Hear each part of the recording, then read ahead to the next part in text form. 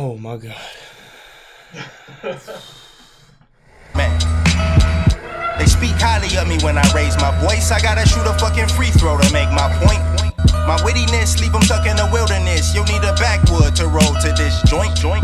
I know, man. I have so much to say about this movie, honestly. Yeah, it's a good movie. I was blown away visually by everything that they put all jam-packed into one movie.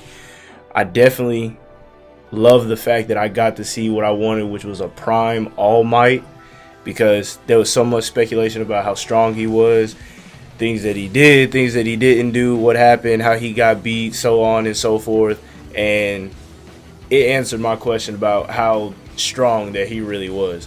The fact of the simple moves that he was doing without it really even touching anything, able to hit stuff with just air.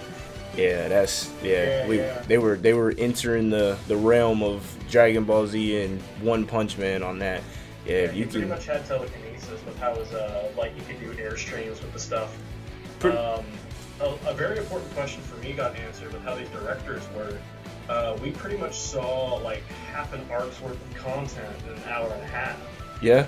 And I think that was pulled off really well, which means like we could get a movie for every arc and just have a series of those instead of having to go through seasons like we've had to do before. And I think that's really cool. That's something really cool that One Piece started doing. Yeah. And like it's not a format that can work with all series, but I think the fact that it can for this one is really good. Yeah, that's a great point that you brought that up, because One Piece is definitely notorious for doing that with mostly all arcs. There's like 16 movies. My side note, my greatest anime number one side note. Who did you like the most in the movie? I always liked Deku. Deku. I really liked what's her name, Melissa. The adventure character. Yeah. Because there's like 20% of the world that doesn't have quirks. Yeah.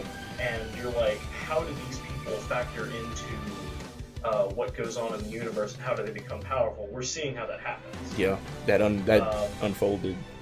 But I think that's got a pretty interesting real-life parallel to where you've got industries that have performers in them, like the music industry or the sports industry.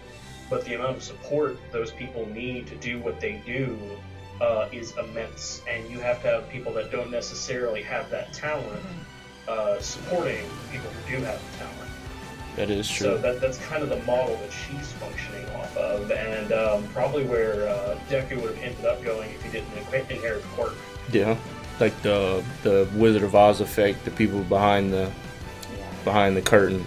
Yeah, I think if Deku wouldn't have gotten all for one or one for all, he would have ended up being like a tactician. Yeah. Like somebody whose thing is strategy, and he'd be like commanding heroes and stuff because he can't go out into the field. Yeah. Because he's just too smart, and he would get fed up with not being able to follow his dream, and he'd find a way to do it anyway. Oh, definitely. What I liked about it, that was so clear and easy to understand. As someone who's so new to anime, I did do my research, and I watched about 2 seasons of it, but I didn't have to know exactly everything that was going on, and I didn't have to know like all the specific details. It was all very clear and easy to understand in the movie. I knew a little bit about the background, but the movie really covered that well. My thing going into the movie was that I thought it was going to be after season 3. So that was going to mean that, you know, for the people that were watching it, have to be pretty much caught up on everything. But that definitely wasn't the case, because now that we know it's right after, you know, season 2, after... Yeah, it's right after the festival. Summer camp, right? Yeah. Right before the summer camp? Yeah, it's right after the festival, yeah. There are 2 huge themes in this movie, and they were, like, limits and the future. Yep. And, like, we got to see... my favorite manifestation of that limits thing was like, you see All Might yell it in the end, but nobody is super OP in this one. Yeah. Like, nobody gets to the point where you're like, wow, he's invincible. Don't need to watch the rest of the movie because I know how this ends. Exactly. Like, and we know that my hero will, like, take strategic losses to make the story stay interesting. Yeah. Oh, yeah. So we don't automatically know that everybody's going to survive. Yeah. And that's one of the aspects that I admire about new animes, period, not just My Hero. I don't like watching the animes that you don't know if this is something that will be a continuation of like who's gonna die and who's not gonna die. Like if this person's gonna always survive, or if they're just gonna win every time this person shows up. Like that's really boring to me. So I definitely felt the urgency in this movie. I thought that they did the final arc really well. That conclusion was really done well, because it showed again, the flickering flame of how All Might, is passing that torch to Deku, and that he's actually stepping up and he's making huge progress, because everybody's noticing it.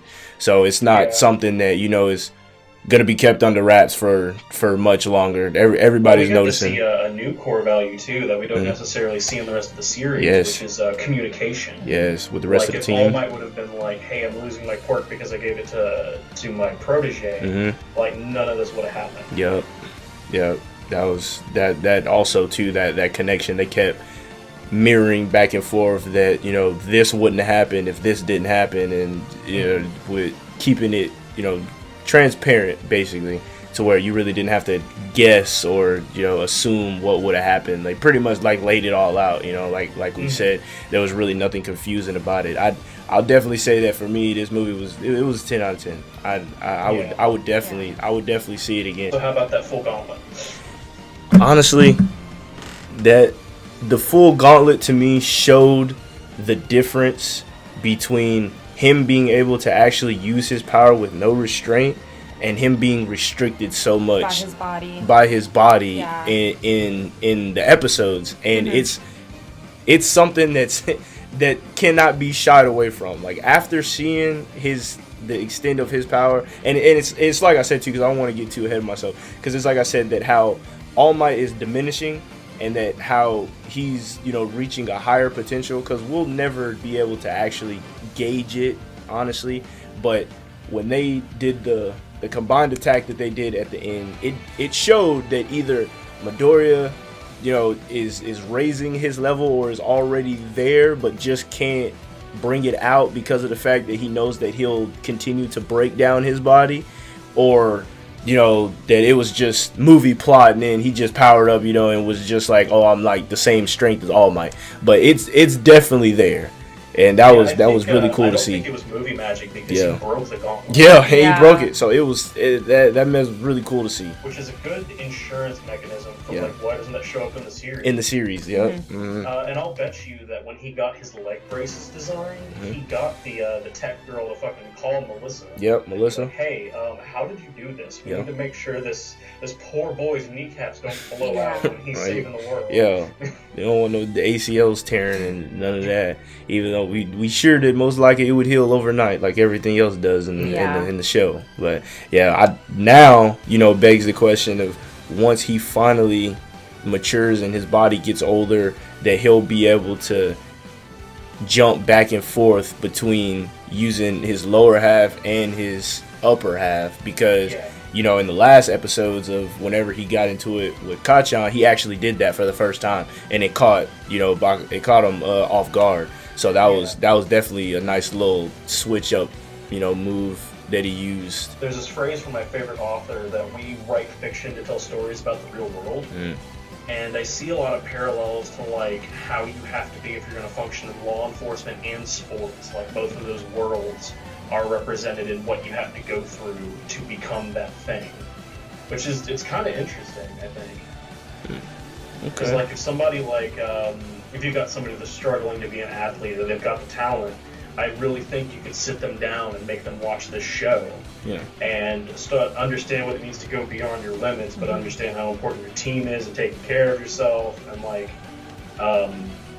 living up to the ideals of like a mentor that's going to take you in. Like I can see all of that influencing how a person thinks about a thing.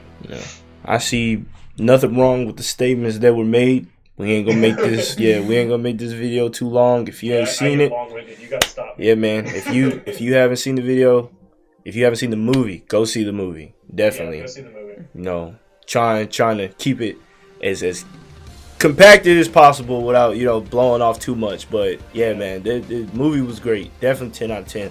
I have nothing negative to say. After you see the movie, come back to this video and comment who the two heroes are. Who are they? Who are the two heroes in your eyes in this movie? Comment down in the section down below. Y'all be easy. Make sure to tag your mama too.